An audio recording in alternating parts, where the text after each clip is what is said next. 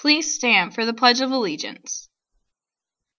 I pledge allegiance to the flag of the United States of America and to the republic for which it stands, one nation, under God, indivisible, with liberty and justice for all. Now for the Texas Pledge. Honor the Texas flag. I pledge allegiance to thee, Texas, one state, under God, one and indivisible. Please be seated for a moment of silence.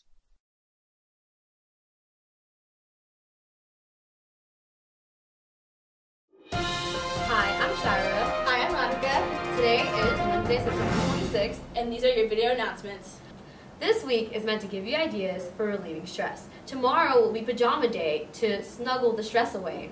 And Friday there will be a therapy dogs after school to pet to help relieve some end of the 6 weeks anxiety. The Bowie Credit Recovery Lab is open every day from 7 a.m. till 5 p.m., including both lunches. It is located in room 203. Any student wishing to recover failed credits from past years, stop by room 203 to come and get set up.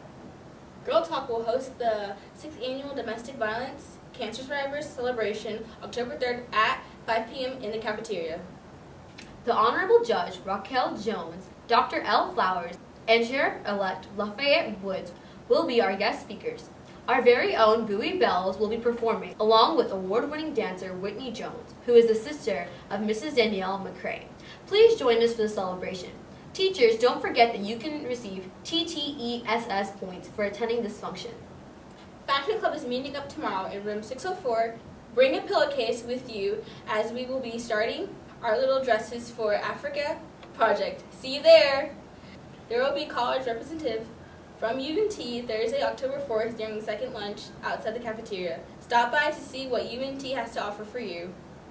Be sure to get your Bebop camo shirts and ball baseball caps from Ms. Barber in room 704.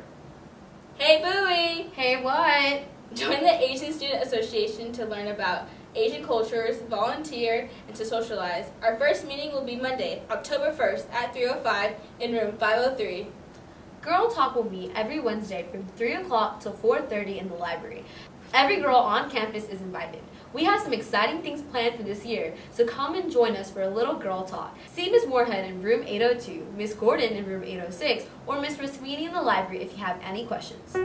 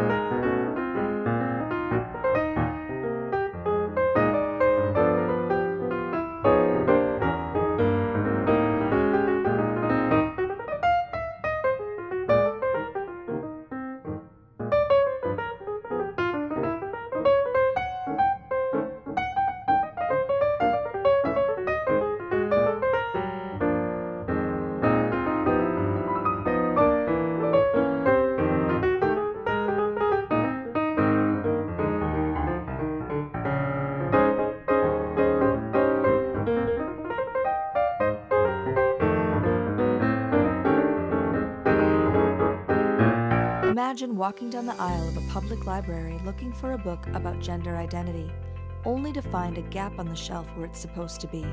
Imagine having a challenging discussion about a book in your English class, then being told to stop because your school's administration decided that you shouldn't be exposed to an offensive slur.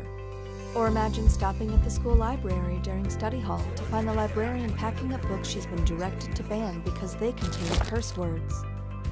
This is censorship, and it happens more often than you think.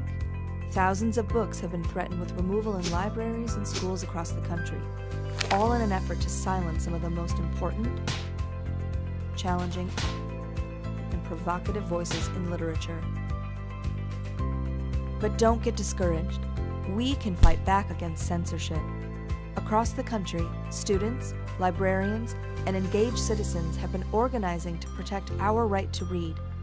That can mean circulating petitions on social media, piling into board meetings and demanding change, hosting discussions, or even just speaking out and reporting censorship when you see it happening. Banning books silences stories and discussions. Often the most frequently challenged books are the stories that need to be heard the most. Of the 416 books that were challenged or banned in 2017, here are the top 10 most challenged. Number 10, I Am Jazz, written by Jessica Herthel and Jazz Jennings and illustrated by Sheila McNichols, because it addresses the topic of gender identity. Number 9, And Tango Makes Three, written by Peter Parnell and Justin Richardson and illustrated by Henry Cole, because it features a same-sex relationship.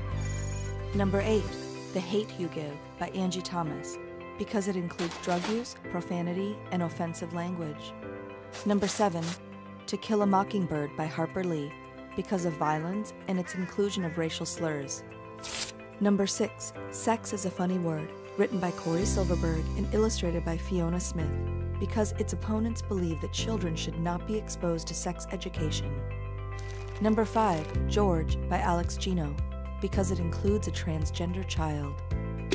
Number 4, The Kite Runner by Khaled Hosseini, because it includes depictions of sexual violence and deals with religious themes. Number 3, Drama, written and illustrated by Raina Telgemeier, because it includes LGBT characters. Number 2, The Absolutely True Diary of a Part-Time Indian by Sherman Alexie, because of profanity and situations that were deemed sexually explicit. And the number 1 banned book of 2017 was 13 Reasons Why by Jay Asher, because it discusses suicide. Now more than ever, readers need to come together and not be afraid of ideas that challenge us. We need to advocate for libraries that open doors to a vivid array of diverse viewpoints, even ones that might make us uncomfortable. Your words can combat the silencing of stories and attacks on your freedom to read. Raise your megaphone and speak out for banned books.